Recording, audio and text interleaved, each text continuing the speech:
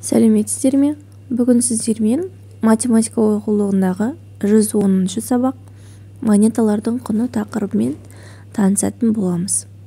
Бүгінгі сабақтың мақсаты қандай монеталар болатынын білетін боласыңдар. Балалар жинақ қобдишаны ашпақ болды. Жинақ қобдишада қандай монеталар болуы мүмкін? Оларды ата. Балалар, мұнда тұрған тиындарды көрдік па?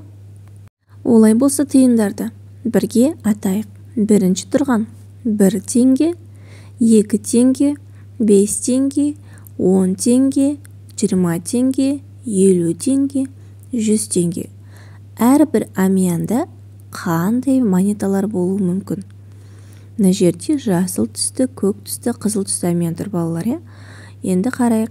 Жасыл түсті әмиянда 10 теңге, сырымда 10 теңге, әлияда 15 теңге, санатта 18 теңге. Әр әмияннан 5 теңгеден алынды. Сонда сырымда 10-нан 5 не істейміз? Азайтамыз.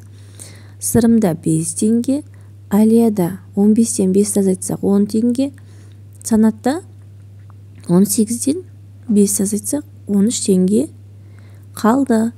Олардың әр қайсысында 5 теңгеден, 10 теңгеден, 13 теңгеден қалды.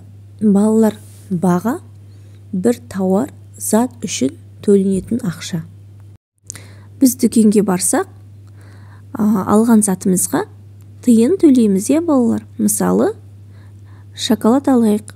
Шоколад алу үшін бүтін 100 теңге беруімізге деп болады. Және 50 теңге, 20 теңге, 10 теңге, тағы да 20 теңгеден қосып 100 теңге қып төлесек болады. Ал йогурт алу үшін 1 50 теңге, 2 20 теңге төлесек 90 теңге болады. Ал нан алу үшін 1 50 теңге және 1 20 теңге, 50 мен 20-ны қоссақ 70 теңге беретін боламыз. Яғни біз дүкенге баратын болсақ, алған затымызды сатып алу үшін ақша төлейміз. Екінші, тапсырманы орында. Есепті шығар. Кері есеп құрастыр. Әлияда 100 теңге бар. Сырымда 60 теңге бар. Әлияның қанша теңгесі артық? Сонда біз 100 теңге, әлиядағы 100 теңге мен сырымдағы 60 теңгені азайтатын боламыз. Сонда әлияның сырымға қарағанда 40 теңгесі артық екен. Екінші, монеталар мен 100 теңгені, 60 теңгені жинап көр. Өзіңнің нұсқаңды жаз. Ал балалар, біз тиын 100 теңге жинауымыз керек. Бірінші, 50 теңгеліктен тағы біреуін қоссақ 100 теңге болады. 50 теңге, 20 теңге, 20 теңге, 10 теңге. Бұл да 100 теңге болады. 20 теңгеліктен бесеуін жасатын болсақ, ол да 100 теңге болады. Ал келесі 60 теңгені жинап көрейік. 20 теңгеліктен үшеуін жазсақ болады, және 50 теңге мен 10 теңгеліктен жазсақ 60 теңге болады, және 10 теңгеден 10 теңгені 6 рет қосатын болсақ 60 теңге болады. Жарайсыңдар. Ендеше үшінші есепке қарайық. Үшінші тапсырмада сана, сұрақтарға жауап бер депті. Бірінші тұрған әмиянда 6 теңге бар. Екінші тұрған әмиянда 10 теңге бар. Үшінші тұрған әмиянда 8 теңге бар. Төртінші тұрған әмиянда 8 теңге бар. Бесінші тұрған әмиянда 9 теңге бар. Қайсы әмиянда ақша аз? Бірінші. Қайсы әмиянда ақша көп? Екінші. Қайсы әмиянда монета көп? Төртінші. Қайсы әмиянда монета аз? Екінші.